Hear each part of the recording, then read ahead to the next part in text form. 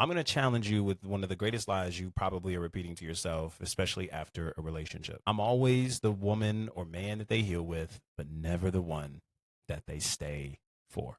I hear this all the time. You know, he grew from me, he upgraded, he got better, she got better, he married the next woman. I helped him become the better man. I helped her become the better woman. I was the placeholder. I was never meant to be the one to go the distance. Maybe it's the idea that it was never your girl, it was just your turn. Yeah, all the different things that we're probably used to hearing. And if you haven't said this lie to yourself before, chances are you probably either haven't experienced serious heartbreak or maybe you're just more mature and ahead, and that's amazing. But this is something that is really important for us to understand and expose, because this lie is something that is repeated in our minds that keeps us further and further from the relationships that we really want. And it's more so the story that we're repeating that's in the way of the relationship we're after. And here's the truth: every time I hear it, it's not discernment, it's not some wise tale or you being the smartest person in the room. No, oftentimes it's fear, it's ego, and it's definitely pain that's in the way, that's keeping you from not just digesting what was experienced, but keeping you from moving forward. Because what you're really saying is that you're valuable enough to change someone's life, but you really don't believe that you're valuable enough to continuously be included in someone's life, to be continuously chosen, wanted, desired. And I think the biggest question that we have to ask in this conversation is, how does your brain arrive there? Like, how does that become the conclusion that you arrive to? Because truth is, I don't think men are the biggest problem. I don't think women are the biggest problem. I think everybody in their own right has some things to work through. What the real problem is the story that you've created after the heartbreak and exposure that's taken place. And I want to go ahead and just show you an illustration to kind of make this all make sense, to see where you really are and what's happening. So let's just assume that every relationship you've had up to this point, the other person genuinely grew. They got better. All of a sudden, it looked like they were just scaling. They got more money, more access. They got married shortly after. Maybe they started building a family. They moved on, and what they were unwilling to give to you, they were willing to give to someone else. Great. That can be just that. But the question becomes, how did we immediately conclude that all of a sudden now you are only as good as a placeholder? You're never really meant to cross the finish line with somebody, or you're never really meant to experience the love and relationship that you've always wanted. How did your brain conclude with this instead of a different story, such as, I'm the kind of person that brings life into relationships?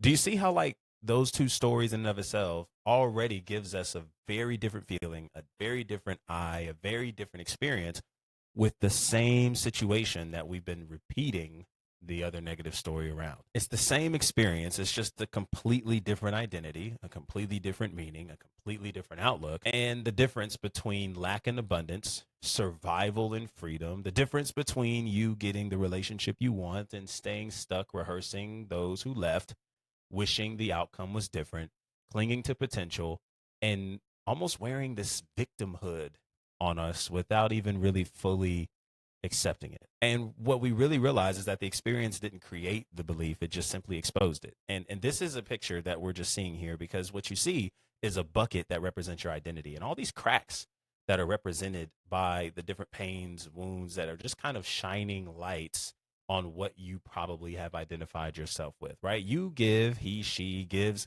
a lot of love, encouragement, support, kindness, grace. You are the dream individual. You are the prayer somebody is praying that they wish to encounter in some way, shape, or form. You give a lot of time, a lot of resources, a lot of energy. You're the type where if somebody sent you a message of wanting something, it'll be at their front door in no time. Okay, you're the type to be romantic. You are a lover girl, a lover boy, all the things that we can describe. Okay, and you give so much, but yet the feeling aspect of this same bucket, that's your identity, isn't coming from what you're giving. It's actually coming from the idea of you needing to be a relationship, being married, having the ring on your finger, and being married before you're 30. Maybe it's the idea of being chosen, wanted, validated, and approved by so many other different people in your life in every relationship that you encounter. And what's crazy is, as we continue to turn this faucet on, using every drip representing the idea of being chosen, being in a relationship, having a successful relationship, not being like your parents, not being like others around you, all the different stories and things that we'll put around it, being married by a certain timeline, experiencing validation, people seeing you and hearing you, all the things. We realize that every time we fill up this bucket, it actually doesn't even make it far because it starts leaking out through so many different cracks that are present. Okay, so many different cracks because truth is that these things that we're trying to identify with don't last. And these cracks represent a lot of the things that our ego likes to cling to whether make ourselves feel valuable, feel worth it, all the things that is actually hurting us, not helping us, and nothing coming in really lasts. Okay? What comes in? Well, maybe it's the relationship, whether it's the love, it's the hope, it's the encouragement, it's the validation, it's the peace, it's the joy, all these things that are constantly being leaked out by the various cracks that you have in your identity bucket. Okay. And I think we have to understand that a lot of these things that are creating these cracks and making them larger and larger is actually our ego. Okay. Because it's crazy how everything else grows, but yet you stay empty. But you stay empty, not necessarily because there's nothing to fill us up by. No. I think it's because of the things that we're clinging to with so many different expectations to fill us up by and the stories that we wrap around people leaving, the relationship ending, so on and so forth. And I think most people think ego means that you think you're amazing, okay, or that you actually are a really dope person and you deserve everything, okay?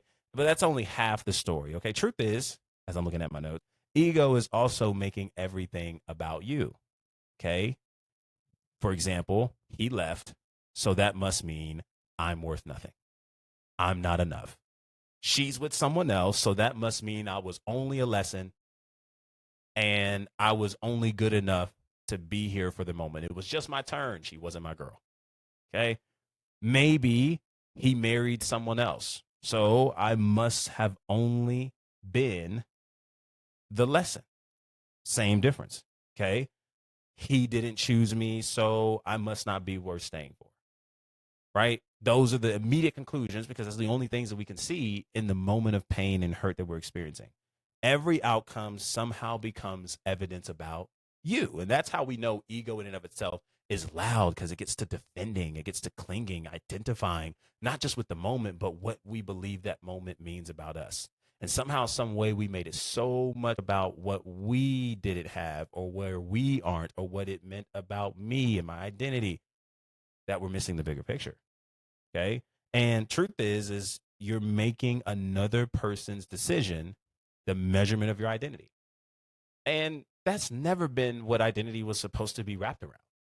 And yet here we are about every relationship, every separation, every ghosting, every rejection, everyone who tells us no, someone who was once interested no longer is, somebody who we were in a situationship with who decided to move on, somebody who made their life and committed to loving us and being affectionate only for one day to just pull away. And we have no idea why. Left with thoughts, left with questions, left with confusion and tons of uncertainty. And so we settled with making it about us. And that's kind of where all those cracks in the identity show up because we're clinging it and we're creating all these stories that only make these cracks bigger and bigger. That keeps everything we're trying to pour in to make our identity be what we think it is. And it only continues to leak and move forward. And truth is we're playing the wrong game, y'all. We're playing the wrong game. Okay. Because the goal isn't supposed to be marriage. Look at what you're trying to fill up from. Okay. Come back to the top right. The goal was never marriage. The goal was never to be that person that, got married first. All right. The goal was to never be that individual that had it all figured out. Okay. I'll kind of highlight it. All right. The goal wasn't marriage. Right. The goal was never been to finally be chosen. It's kind of what we're chasing after. The goal was to never be validated or approved. The moment somebody desires us, sees us, wants us, now all of a sudden my life is complete. And we try to find some sense of fulfillment in this mountain. And what we fail to realize, is that none of that really lasts because we're constantly trying to cling to someone else to identify ourselves with instead of being able to choose from this fullness we're choosing from emptiness. You see the bucket being empty. We're constantly trying to choose these relationships from this empty state. And we wonder why we continue to feel drained and feel like the placeholder, feel left behind. Okay. Marriage just became the symbol, just like validation just became the symbol, just like being chosen just became the symbol that you're exhausted. Okay. Because every text, every date, every relationship, every breakup, every rejection, every no, okay, it's actually secretly asking the question, well, am I enough? Okay. And truth is that's an impossible game to win because even if someone marries you, here's the breaking news. Okay. You'll still be looking for proof because the altar wasn't enough. The ring wasn't enough. The ceremony wasn't enough. Now I'm constantly asking, do you love me? Do you want me? Do you like me? I'm constantly doing all these things and overextending myself, even in the marriage, over apologizing, remaining hypersensitive. Okay. Perhaps I'm so afraid of rocking the boat that I would rather just continue to keep this fairy tale that I've created in my mind than speaking up for myself and admitting that something was done that offended me, that hurt me. So I'll remain passive. And this is even in marriage, y'all.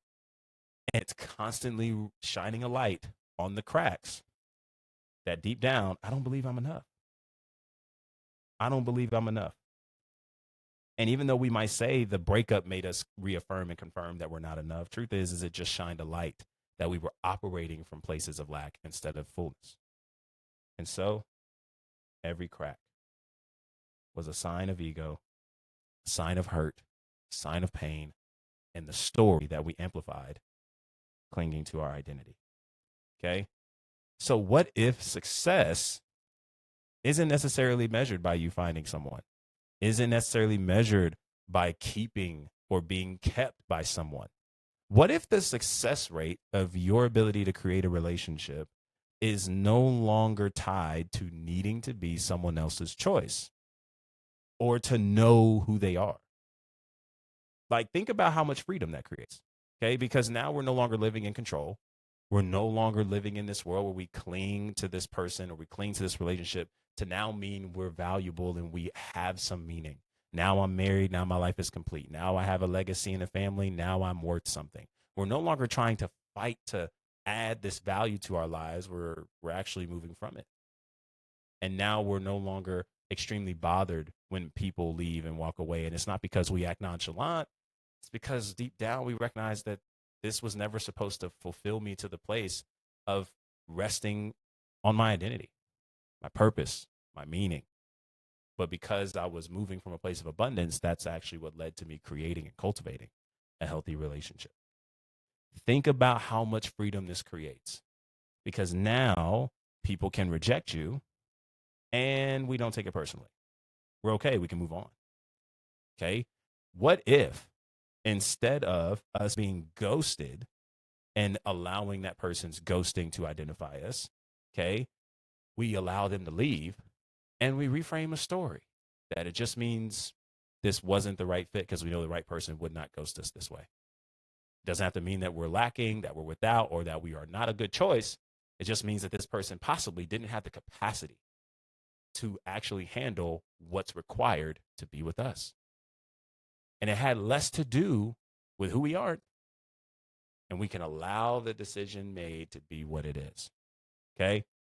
Think about how much freedom this brings you, where people can leave without taking your identity.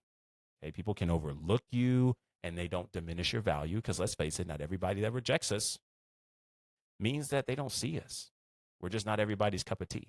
You know, you don't go into your favorite restaurant or your favorite gas station or store, perhaps, and as you're ordering or grabbing drinks and snacks, you don't get calls from other companies. Hey, we noticed you didn't pick up that bag of Doritos. What's up? It's like, nah, man, that company, that branding company made the decision to brand their food, to brand their drinks, to brand their snacks, knowing it wasn't going to be everybody's cup of tea. And they branded it with a specific person in mind that they knew would enjoy the snack. And they knew that not everybody was going to enjoy it, but that doesn't mean they weren't going to be chosen. And I think it's the same direction that we're able to move with without obviously making ourselves out to be products. We see the value of recognizing that because I'm not everybody's cup of tea, everybody isn't my cup of tea. And so I'm able to choose from a place of fullness instead of continuously performing or needing to be chosen in order to feel valid, valuable, validated, meaningful, all the things that we could obviously connect to those things. Because your peace stops depending on other people and external resources and begins on being chosen. Well, what am I saying by this? Well, as we can see, the lie that is causing you to be drained is that you need to be filled by being chosen in a relationship, married, validated, approved. Okay. That being kept, okay, is what you need to be. Instead, we actually realize that the feeling comes from your identity. Notice how there's no cracks, right? No cracks in the bucket. And now what's being filled actually allows the bucket to stand because we're moving in a sense of fulfillment and we're moving from being, not for it. And so many times in this placeholder conversation, we typically think that this relationship was supposed to be the meaning and crux of our identity. Okay. And I'll put it at the top left here. Okay. Oftentimes we think in order to be considered someone special, okay, we have to make it to this top of this mountain. Okay. Let that represent you. Okay. We have to make it to this top of this mountain. Let the top of that mountain, represent marriage. Let that represent your finances, making $1 million. Okay. Maybe it's your energy. Hey, if I lose 100 pounds, okay. Or if I gain 30 pounds of muscle, if I get shredded, okay. Or if I have the perfect glutes, the glutes to quad ratio. If I have the makeup and the hair, right? If I get to this mountain, then everything's going to be, now I'm somebody. Okay. And what we realize is that even though we might get to that marriage, we might get the $1 million and we might lose the 100 pounds, it doesn't stop there. Because all of a sudden now here comes so many different mountains, right? That we convince ourselves that we have to reach in order to feel like we're somebody. And it doesn't stop. Because once we overcome one mountain, we need another. And it's that dopamine effect, right? Oh my God, that was amazing. We got there. We celebrated it. Woohoo, made it to the top. And then it's like, what more can I do? And it's always this performative space where we're going from one mountain to the next and it never stops. Whereas if we actually move with this idea of fullness as described, okay, where our fullness comes from who we are, truth, security, self-worth. Now, instead of needing to reach the top of the mountain, we recognize that the journey is what matters most, right? And instead of making it about making it to the top of this mountain, we recognize that wherever we are on this journey to this mountain, we are enough. We're marrying and having relationships from fullness and security, not needing the marriage, relationship, dating experience in order to be fulfilled, to be enough. And all of a sudden, this relaxes our shoulders, relaxes our minds, and it allows us to engage in this fullness. And it doesn't stop what you give. You give love, encouragement, support, kindness, grace, all the things you were given before. This time, you're moving from a place of fullness, so you're not drained. And so you're not constantly clinging and needing other people to stay where they are in your life in order for you to feel like there's meaning to it. And now, instead of emptiness, you're moving in overflow. You're moving in overflow without losing yourself. And this is really where we're wanting to get to.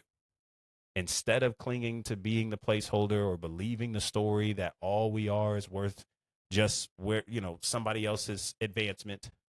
I'm just here to help other people grow. I'm not here to actually do that, because those are stories that we tell ourselves to keep ourselves from loving again, being in connection again. It's a lot of fear and hurt there. Okay. We can actually reframe the story. And we can reframe the story to simply say that you are actually the kind of person who brings life into relationships. And if you're the kind of person who brings life into relationships, why wouldn't you engage in a relationship that not only continues to bring life into it, but bringing life into it, not so that you'd be chosen, but because you are already chosen, because you are already enough, because you are already abundant, because you are valuable as you are. You didn't become the placeholder the moment someone left. You became the placeholder the moment you began to rehearse the story that someone else's decision on you was the measurement of your identity, rather. Right? Like that was what happened. The moment we began to give someone the permission by their absence to identify who you are, that's when the belief of the placeholder began to take shape.